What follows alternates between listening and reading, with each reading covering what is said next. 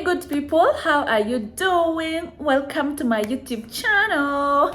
My name is Muthoni Mukiri.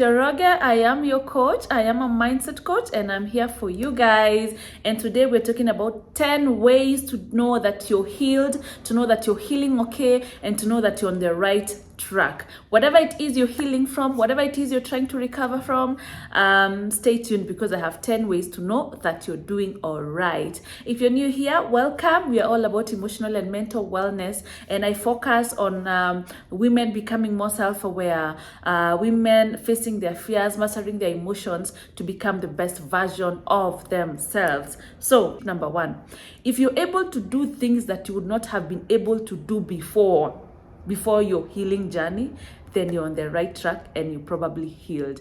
If you are not able to stand up for yourself and you're able to do that now, if you have childhood trauma but you stopped crying and you are able to confront those wounds, whatever it is you are recovering from, if you are scared of starting to date again but you've started going on dates, if you wanted to leave a toxic relationship, if you wanted to start standing up for yourself at work and you're able to do that now, clap for yourself. You're on the right track.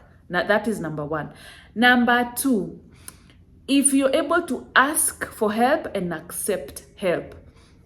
The three hardest words for anybody to say are, I need help. Help me. Those are the three most difficult words for anybody to say. If you've gotten to a point where you can be able to look inward and realize, by the I need help in this and that, and you're able to ask for it and accept it as well, then you know you're on the right track. It's usually really hard for people who've been hurt or people who wounded or people who are things they're recovering from. It's usually really hard for them to ask for the help. Number one, because we feel like we're not worthy of that help, like we don't deserve, or like we are not worthy of someone taking their time to be there for us. Yeah, that's number two. Number three, if you're able to check in with yourself. Yeah, I usually say, please check in with yourself. Ask yourself questions like, how am I handling myself lately? How did I handle the confrontation yesterday? How could I have handled it better? Yeah, how do I want my day to be today? How can I make my day better today? Yeah, how can I make my relationship better? How can I show up as a better wife, as a better girlfriend, as a better friend? If you're able to check in on yourself, you're doing wonderful on your healing journey. Continue doing that. Check in on yourself. Ask yourself, how can I represent myself more? How can I stand in my truth more? How can I show up for myself in better ways? If you're able to check in on yourself, you're either healed or you're doing wonderful on your healing journey. Number four, you are able to meet yourself with kindness. You're able to show yourself kindness. We call it self-compassion. If probably you are a recovering people pleaser and once in a while you find yourself backsliding and trying to please people, if you're able to treat yourself as a human being and become your own best friend and learn the lessons from a place of kindness rather than from a place of shame, then you're doing wonderful. Wonderful. If you're treating yourself with compassion as you continue healing on yourself, without shaming yourself, without being too hard on yourself, but understanding you're a human being and it's okay to make mistakes and you will make many more also in the future, then you are on the right track. The other one is becoming aware of your triggers. Yeah, things that used to trigger you before. If your baby dad used to awaken the devil in you, when you know your triggers, then you start knowing how to handle them. And you already know, by the way, this and this triggers me. If something maybe a confrontation triggers you, or if someone mentions about your body type, or if someone talks about this and this, or if so and so tries to talk to you, or whatever it is that happens that triggers you so much. If someone gives you a compliment, it triggers you. If someone points out your mistake, it triggers you. And you already know it triggers you. If you know your triggers, and every time someone says something that triggers you, you can be able to tell why this is one of the triggers. Muthoni, you're getting triggered. Muthoni, this is it. If you know your triggers and you can tell this is one of my triggers, then you're on your healing journey. If you don't know your triggers, if things are just going haywire, if things are just going south, you don't know why, you don't know what they say to trigger you, then you have work to do. That I think is number 5. Number 6, spending quality time with yourself. Some alone time. We call it solitude.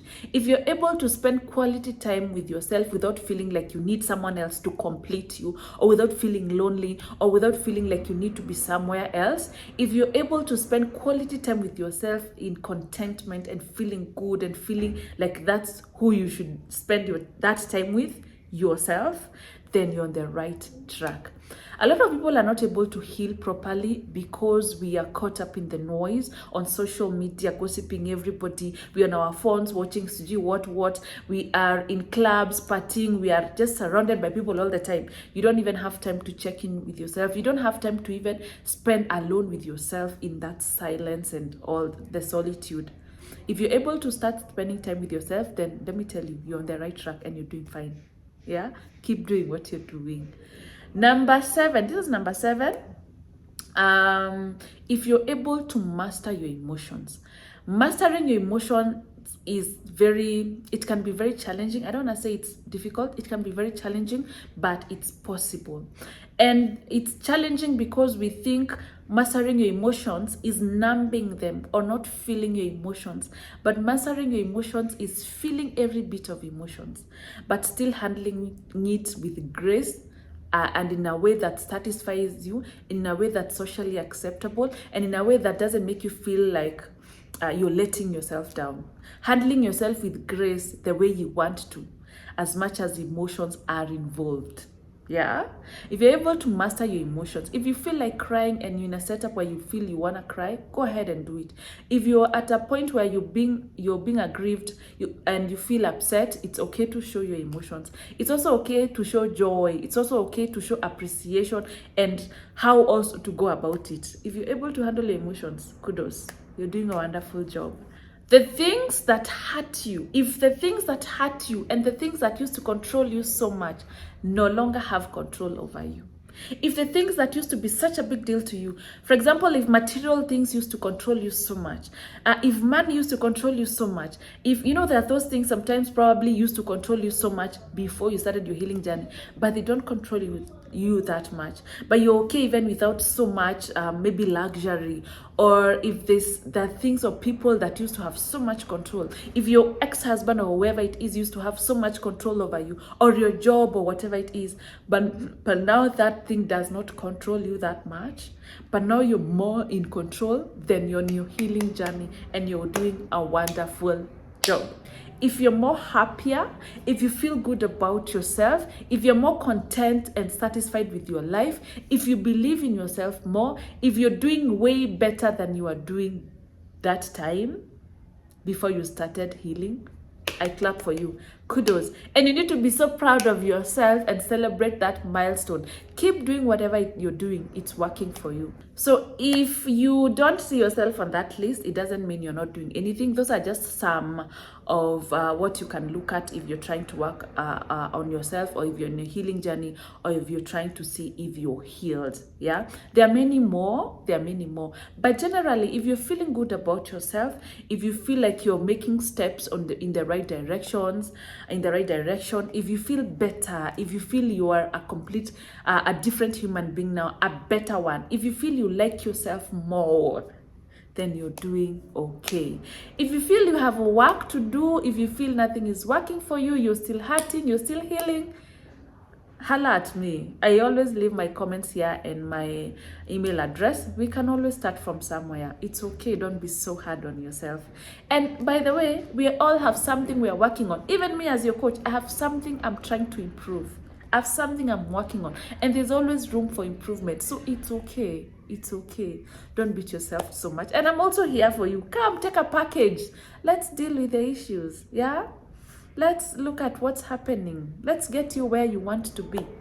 And actually, right now, it's a good time, by the way. I think this video is so timely because I have a 7 days self-love virtual bootcamp for women happening from 4th to 7th July. It's virtual, so anybody in the world can be part of it. It's not, I'm going to be putting content, the videos, everything in that forum. and it will be accessible 24 hours for the 7 days. So you don't have to be there a particular time to access what. You can just log in during when you're going on with your day-to-day activities, and the content is available. I'll also do 2 webinars. I'll be telling you the time in the course of the 7 days so we can interact live. Yeah, but I will still be part of the forums. I will still be interacting with you either way. So be part of that wonderful community of women coming together to start their self-love journey, so they can start, so they can stop doubting themselves, so they can start setting boundaries, so they can start getting into happier relationships, so they can live their best lives. It's only 2,000 Kenya shillings. I will leave my contacts down here. Do not miss the 10 days. I mean the 7 days. Do not miss the 7 days self-love virtual bootcamp for women. It's very affordable. I can tell you, people who've taken my sessions and packages know that's not how I charge. 2,000. It's because I'm just starting the boot camp, so I just want to give you a good rate so you can taste what it's like. Anyway, continue healing, continue working on yourself, continue loving yourself, and continue showing the world who you are. Trust me, you have something wonderful to show the world. Bye, good people.